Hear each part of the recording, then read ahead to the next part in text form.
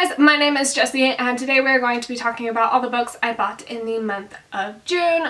8 of them. I know, that's probably normal and small, honestly, but we're just going to get straight into it, so let's go! Let's go! First I went to Barnes & Noble and I bought 2 books, and the first one was Illuminated by Amy Kaufman and Jay Kristoff. I did it this time without looking.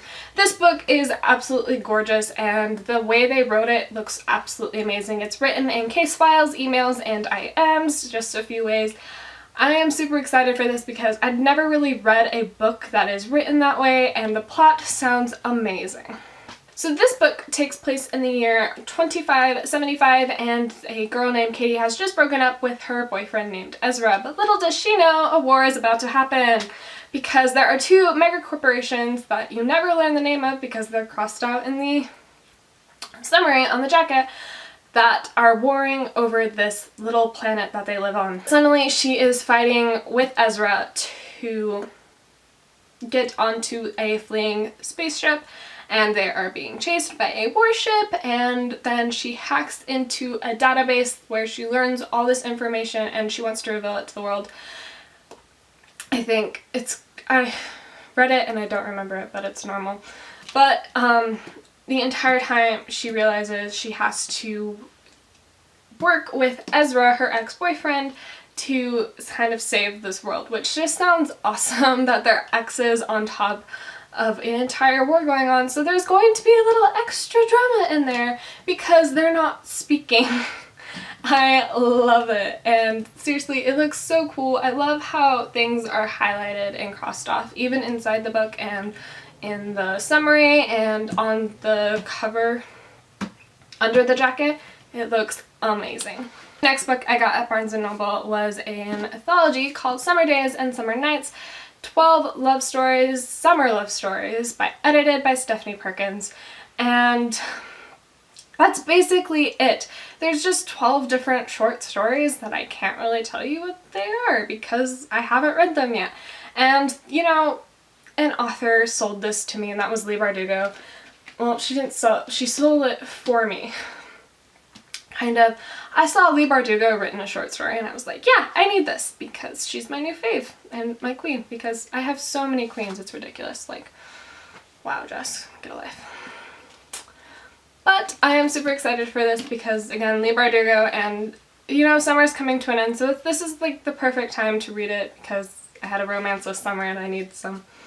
Woohoo! The next book was actually gifted to me, and that is a nonfiction called The Icarus Deception by Seth Godin. This book is all about being an artist and creative in the modern world and how the whole don't fly too close to the sun rule doesn't apply anymore, and how we need to spread our wings and fly as high as we can.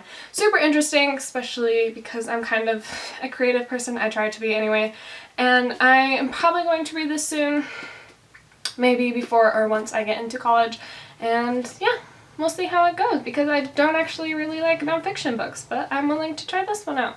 Woohoo! So the next place I went to buy books was Target. I bought 2 books there also. I just have a theme of buying 2 books, which it's not really a theme, it's just all I could really afford to buy.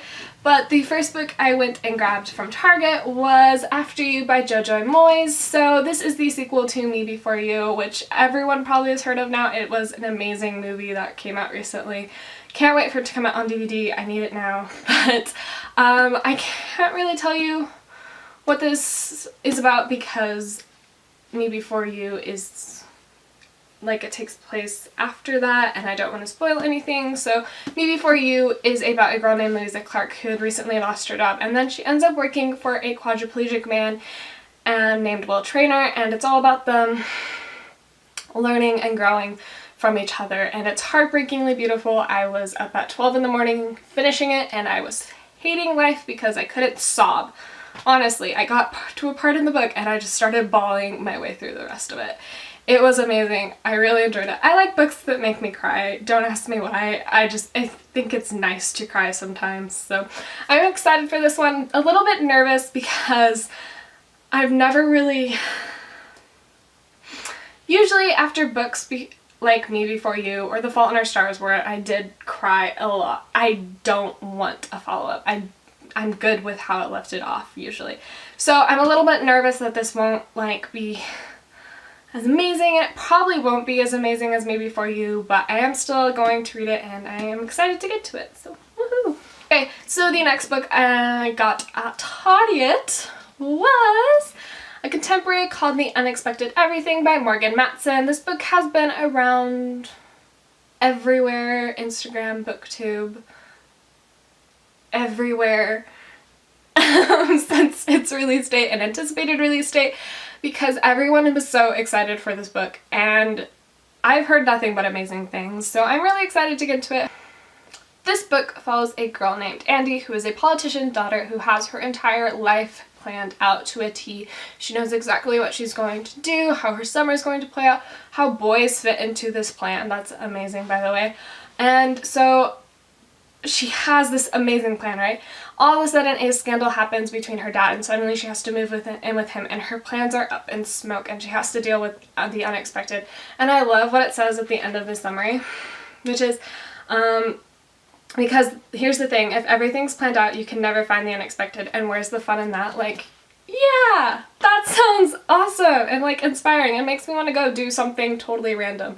I kind of hate books like this because I can't afford to go do something totally random because I live in the middle of nowhere, but I want to do something random now, like John Green, and this book will probably make me feel the same way as his books do. Like, those books make me want to go out and do something amazing, and I can't do something amazing because I'm broke. Like, mostly because of books, but woohoo! And the next book I bought was an ebook, and that was Zenith by Sasha Alsberg and Lindsay Cummings. It's difficult without it here with me. But this is going to be a serialized novel, so this is really the first installment of it. This book follows a space pirate named Andromeda and her crew of all-female space pirates along with her, and a darkness is creeping across the galaxy and she has to help put a stop to it. That is really all I can tell you because it was a little over 200 pages. There's not that much I can tell you without being like huge spoilers, because there's going to be other books or serialized additions. There's going to be other additions to this and I really don't want to spoil it. I just suggest everyone go check it out because it was amazing. I really loved it. I have already read it if you couldn't tell, but it was amazing. I really enjoyed it and it's a taste of this world and you really can't wait for the next installment. I'm super excited to see where this goes. Okay, but the next place I went to buy books was Walmart because Walmart has books, and if there's books in a place I usually go there and I usually end up picking something up. But the first book I got at Walmart was Glass Sword by Victoria Aveyard. Like After You, this is a sequel, and this is a sequel to Red Queen by Victoria Aveyard, which was really good. And I don't know, I'm not like super anticipating, like I know when this came out everyone was like super excited for it. I'm not. I didn't love Red Queen as much as everyone else seemed to. It was sold to me as amazing and perfect, and to me it wasn't perfect. It was amazing, but it wasn't something I'm really excited to read the next one for. Red Queen takes place in a world where you are divided by blood and you either have red blood or you have silver blood. Those who have silver blood have supernatural powers and they are the elite of this world. And a girl named Mare discovers that even though she has red blood and shouldn't, she has these supernatural X-Men-like powers that the silver have. And she is suddenly played off as a silver princess that was lost, and she gets engaged to a silver prince, and she is suddenly thrust into this world of people who hate her kind and want to hurt her because of her blood. And it was really fascinating. I thought it was kind of predictable in some areas. It was really good though. I may have just seen the plot twist coming. I was about to do air quotes, but that's me, so I won't. I did see the plot twist coming and I thought I had seen it before. I'm not really, like, I think I see things and then I'm not really sure where I saw them. So that's kind of how it was, but so yeah, this isn't big on my TBR list. It's not all the way up there, just because I wasn't so like completely in love, but I am excited for this, especially since the third book, which is called King's Cage, the cover just came out for that and the title just got released, so it just made me super excited, and these covers are always so pretty. I cannot wait for just to own the third one because I absolutely adored the cover. The last book I got in the month of June was something I am really excited for, and that is because it is The Problem with Forever by Jennifer L. Amatra. I have read her books before. I read most of the Lux series, which I absolutely loved. I was like addicted to it, and now I want to get them all in hard copy because I had them on my Nook and I'm not really into e-readers anymore. But yeah, no, I was addicted and I cannot wait for this book because I love her writing and her characters, and I'll probably just get addicted all over again. And it's really exciting for me because this is my first contemporary by her. I just read the Lux series and I'm super excited, and woohoo! I don't know why I keep doing that. This book follows a girl named Mallory, or Mouse, who had a nightmare happen in her past, and from that she learned that silence is the best shield.